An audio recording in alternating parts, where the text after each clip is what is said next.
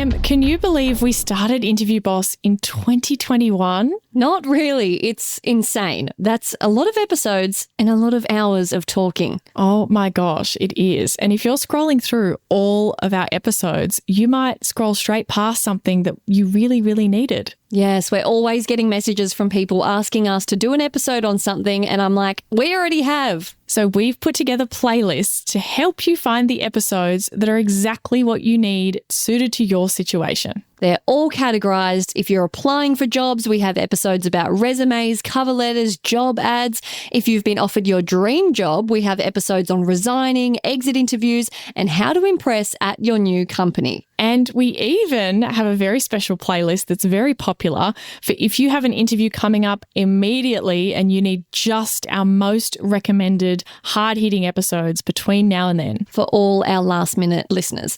It's all there for you. You can browse by category and check out all the playlists at interviewboss.com.au/podcast.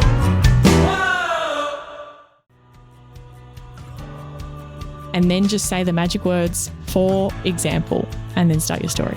They are magic words, aren't they? They are. That's so easy. Hey everyone, and welcome back to Interview Boss. My name is Emma. I'm a radio journalist who's teamed up with my sister to give you advice, inspiration, and support when you're looking for that new job. Sarah is a HR and recruitment professional, and together we're excited to give you all the tips, tricks, and behind-the-scenes knowledge to help you in your career. Hey, what's up, Em? And welcome back, everyone. Who are we shouting out this week? Seth, who bought us a coffee. Seth, I love your name because I love Seth from the OC and it makes me nostalgic. Okay, Seth said, "Hey Emma and Sarah, I'm so grateful for your podcast. Listening to you two really helped me out when I needed it most. I was let go from my job just a month before my first child was born and I was absolutely distraught. I was able to receive unemployment checks for a few months, but things weren't going well in my job search. Then after 3 months of applying, I finally landed an interview, but I had never worked in that field and had no idea how to prepare. I looked up interview tips on Spotify and found your podcast. It really boosted my confidence and I gave a great interview. Unfortunately, I was not selected for that job, but I didn't let that get me down. I redoubled my efforts and kept to it. After a few more interviews and a few more weeks ticking down to the end of my unemployment checks, I'd finally landed a job that paid well enough for my family's needs. The problem was I had no interest in that field and they wanted me to live, breathe, and dream about the job. There's a values clash there.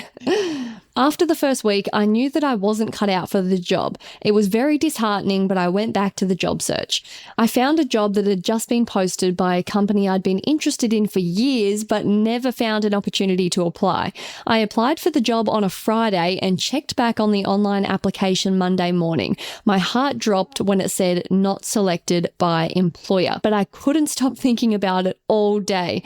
This next part felt pretty ballsy, but listening to your podcast gave me the confidence to believe in myself. After work, I drove down to the office of the place I applied and talked to the person at the front desk about how I had just applied and how interested I was in the work they do. The person at the desk had me wait a moment while they got someone for me to talk to and came back with the owner of the company.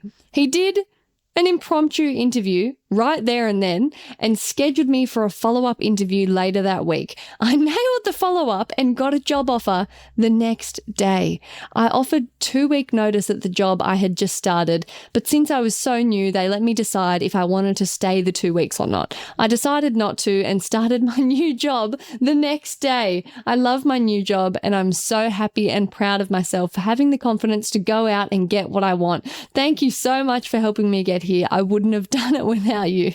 That is incredible. I love it. Well, I did think, Seth, we probably don't want to recommend that people all march into the head office of the company that they've applied for, but this is the definition of shooting your shot. He shot his shot. If there ever was a shoot your shot, like absolute chaos. Are you kidding? The fact you marched in there, impromptu interview, another interview the next week, do the interview the next day you get the job offer, you tell your employer and they're like, hey, don't even worry about it. And then you're in there, like this is within a week period. You are insane, Seth, but I love you. This is incredible. I just love a lot about this, like the panic. And using the word distraught, like I imagine that that's absolutely right. You're like a few months, you've got a baby on the way, you've got unemployment checks, they're counting down, they're running out, things aren't going well, and you land a job. Like it would have been so easy to just say, I've got to suck it up and I've got to stay and too bad and I'm going to be miserable and it is what it is. But I like to think that maybe we were in his ear this whole time being like, come on, you can do better. Yes. Get back out there. You can do better than that. It sounds like we were. And hey, clearly the chaos worked in this instance. It worked. Maybe they're a workplace that really loves the initiative. Maybe they're like, I'm imagining them as like a techie startup, innovative, that I have no idea, but that's just my guess based on reading this. Or I thought like smallish business because the owner was there. I don't know, maybe it's big, but I think the reason this works too is because he cared so much about the company. Like he mentioned, I'd been interested in this company for years. Like I think that's part of why it works. If you did this to some random job that you didn't really care about that much, it'd just come off as very annoying and like just a bit much and like, why can't you go through the normal channels? Like, remember, we're not trying to be creative and stand out and, you know, do wacky things.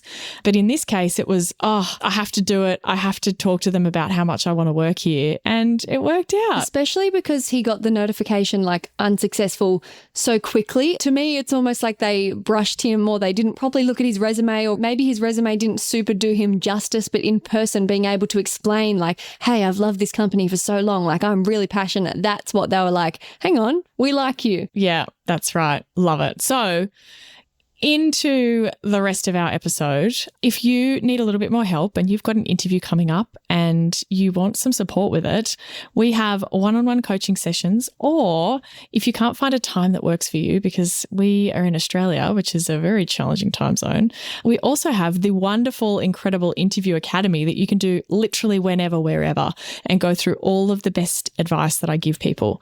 You actually get more advice that way, to be really honest, because you get a couple of hours worth of videos and activities as opposed to just the hour if you book in one-on-one. It is jam-packed. And our first crop of alumni are graduating and saying awesome things. So go and join them. Interviewboss.com.au and check out all of our stuff there. So, Em, what are we talking about in this episode? We're talking about how to start off your interview answers. You get asked a question. How do we start them? Yes, some people can get a bit stuck starting off their answers, and sometimes that can be kind of the hardest part. Like, you know what you want to say, but you're just like, oh, after they've finished their question, how do I get into it? Like, it's just like you need to get going. It's a bit awkward. You don't know how to start it out. Yeah, I feel like the start and end are kind of the most important. You want to go in strong, do your explaining, and wrap it up nicely and concisely at the end, which we've covered. But I would say the ending is really important. I would say that how you start off is just like not important at all. But what I mean by that is you just have to start. Like, any kind of a start is fine. But if you get stuck and you can't start, then you might undo yourself and then your whole answer gets off track, if that makes sense. So it's like, it's not like it's more important. It's just, it has the potential to ruin the rest of your flow.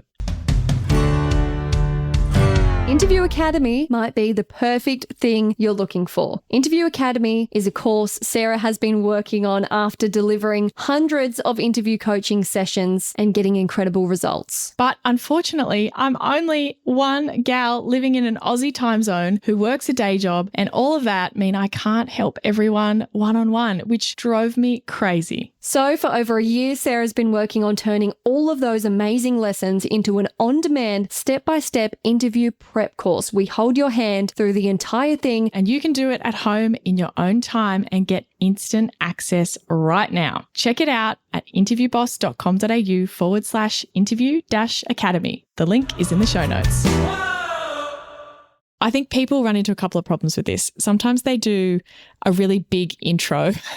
Let's say it's a question like, tell me about how you deal with stakeholders. And you say, yeah, well, the way that I think about stakeholders is you really want to bring them on the journey. And, sometimes they can, and then you get stuck going into this general kind of thing and it gets a bit waffly and you're thinking, I have to get to my story, but you're like, how do I get to my story? I don't know how to weave it in. Other people, they just don't know how to begin at all. They're like, yep.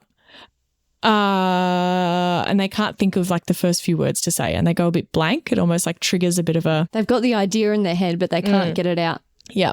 And then otherwise you can just get stuck talking in general. It's kind of like the first one of doing a big intro statement, but you kind of say, stakeholders this, stakeholders that, stakeholders this, and there's no story and you never get to the example. And that is a big problem.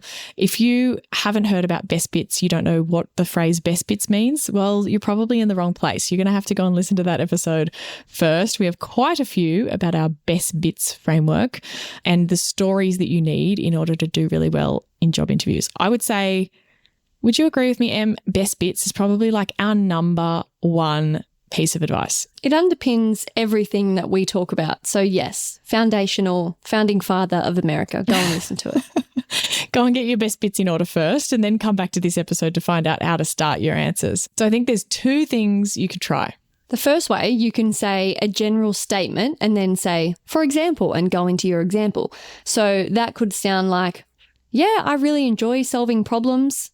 For example, in my day job, we regularly have technical problems that requires me to think on my feet and adapt at the last second to ensure, Yeah. And for example, and then you would go into an actual example, not what you just did, which is very classic, where people get stuck talking in general. And we've got an episode about being specific in your best bits, making sure that you get really narrow into, there was one time where this technical problem happened and blah, blah, blah. But you might say, yeah, I really enjoy solving problems and we get all sorts of problems. I get tech problems, I get communication problems, I get blah, blah, blah. You can list all the types of problems you deal with. And then you can say, for example, yesterday or last week or, last year, this thing happened, and then you kind of go into your story. So that works really, really well for people that love doing that kind of big sweeping statement at the beginning. Some people just like that. They just love a bit of a buzzword, a bit of a fluff, a bit of a, yeah, the way that I like to think about that is blah, blah, blah. If you're that person, do a general statement every single time and then just say the magic words, for example, and then start your story. They are magic words, aren't they? They are. That's so easy. Or you could go the opposite way and refer to the job the example comes from. So what could this sound like? You kind of did this a second ago. Yeah. So it might sound like, in my current role, my responsibility is to blah, blah, blah. Or you could say, yeah, when I was at XYZ company, one of the things that I had to do was blah, blah, blah. And that kind of leads you into your example. So again, it's just, you've got these stories ready. That's the really hard part. This is a little easy tidbit tip if you're getting a bit stuck with this, of how to lead into it. But a lot of people, I tell them this and they go, it's so easy. And it seems kind of silly for us to do a whole episode about this. No advice we give is groundbreaking. I know. I'm going to put you on the spot just for one perfectly wrapped example. Sarah, can you tell me about a time that you failed? Yeah, I think failure is one of those things that can be really hard to talk about. But honestly, I can say that every time I've had a big failure, there's been a big lesson at the end of it. So, for example, there was a time when I was responsible for creating everyone's salary review letters, blah, blah, blah, right? That's a real story, by the way. Do you see how I did like a general statement at the beginning? I love it. I'm team spiel at the start. I'm there for it. It feels like the thesis of your essay. You're like, well, topic sentence. Yeah, but I do that all the time. It is not superior to any other way. I want to leave that with everyone. If you don't naturally talk like that, you do not need to do it. No, I'm saying personally, I hear that and I'm like, that's me. But if you're that person who likes to do those things, or I get this a lot when I speak to people, they go, oh, but Sarah, I've had like a few different failures that I might want to talk about. Like if I just do my one example, then I don't get to talk about all the other times that I've dealt with that thing. Or let's say with your problem, you're picking a big problem, but you're like, oh, but I deal with, all kinds of problems in different areas, and maybe they want to hear about other ones. And so that's how they get stuck talking in general, because they're trying to cover all of them at once. The general statement solves that problem for you, because you can say, yeah, I've dealt with problems like this, I've dealt with problems like this and this and this over here. But for example, let me tell you about a time when this happened. And then you go into this specific story. It can be really helpful for that. Quick last one. Do it the other way. Yes. Sarah, can you tell me how teamwork slots into your day? Yeah, so in my role at XYZ company, that was probably the best team that I've worked with. And that team was made up of this many people, et cetera, et cetera.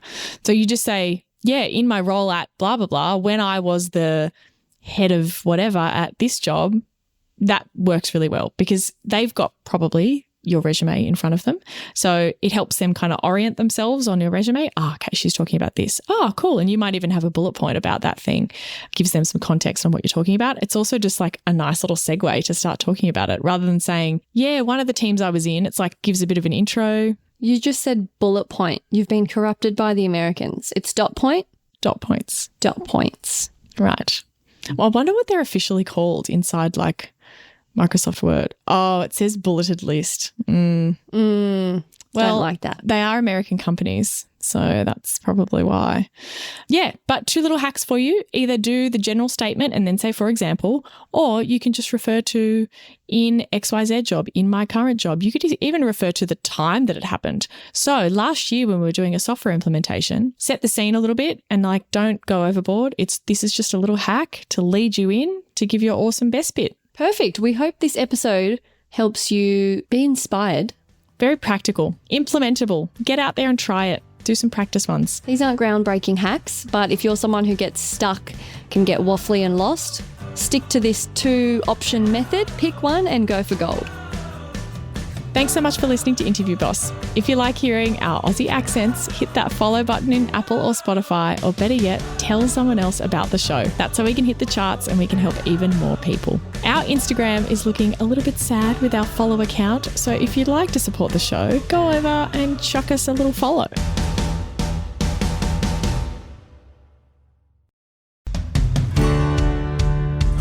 We've been your job search besties and helped you in some way. There's a cool way you can support the show. Shout us a virtual coffee. We get a huge kick out of reading all of your success stories. Head to buymeacoffee.com/interviewboss and shout us a cuppa. If you keep us caffeinated, we can keep the content coming.